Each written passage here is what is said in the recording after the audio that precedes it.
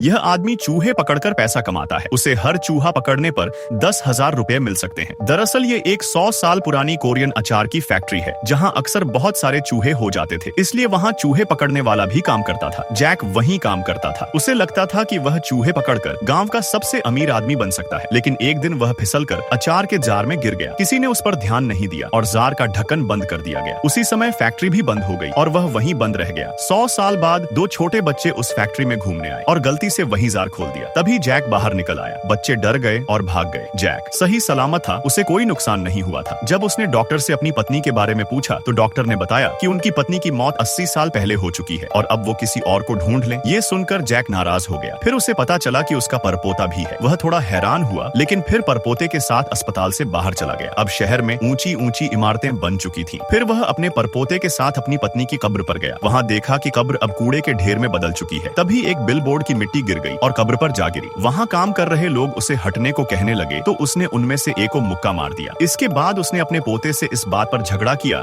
कि उसने कब्र की देखभाल क्यों नहीं की। फिर दोनों अलग हो गए। जैक ने सोचा कि वह फिर से काम शुरू करेगा ताकि पैसा कमाकर उस बिलबोर्ड को हटा सके। वह मॉल गया और 100 खीरे खरीद लिए, लेकिन उसके पास पैसे नहीं थे, इसलिए वह कूड़े के ढेर से खाने लायक चीजें ढूंढने लगा। उसे कुछ खीरे और कच्चा माल मिल गया। फिर उसने लकड़ी से एक छोटी सी गाड़ी बना ली और अचार बनाने का काम शुरू किया। उसने खीरे काट कर नमक डालकर अचार तैयार किया। रात में बारिश हुई और अगली सुबह उसके लाजवाब अचार के डिब्बे तैयार हो गए। वह इन्हें बेचने के लिए सड़क पर गया और लोगों ने अचार में रुचि दिखाई। धीरे धीरे उसने अच्छा पैसा कमाया। फिर उसने ग्राहकों से कहा कि वे जार वापस कर दें ताकि उन्हें फिर से इस्तेमाल किया जा सके, लेकिन उसके पास लाइसेंस नहीं था, तो उसकी दुकान और सामान जब्त कर लिया गया और जुर्माना भी लगा। कुछ ग्राहकों ने उसे सलाह दी कि वह स्कूल में जाकर लोगों को अचार बनाना सिखाए, इससे लोग खुद बना पाएंगे और सफाई भी बनी रहेगी। उसने ऐसा किया और फिर से उसका काम चल निकला। वह इंटरनेट पर भी फेमस हो गया। पैसे कमाने के बाद वह अपनी पत्नी की कब्र पर गया और वहां से बिलबोर्ड हटा दिया गया। अब वह थोड़ा संतुष्ट था, लेकिन उसका परपोता उसके करियर से जलने लगा और एक योजना बनाई। उसने अपने दादा से सोशल मीडिया अकाउंट बनाने को कहा ताकि अचार पूरी दुनिया में बिक सके। शुरू में जैक को यह ठीक लगा और उसने एक सहायक को अपना अकाउंट संभालने के लिए रख लिया, लेकिन बाद में उसके सहायक और बाकी लोगों ने उसे गलत तरीके से पेश किया और विरोध करने लगे। फिर भी उसे कुछ लोग मिल गए जो उसका साथ देते रहे और वह एक सेलिब्रिटी बन गया। एक दिन एक व्यापारिक मीटिंग में उसके परपोते ने भेष बदलकर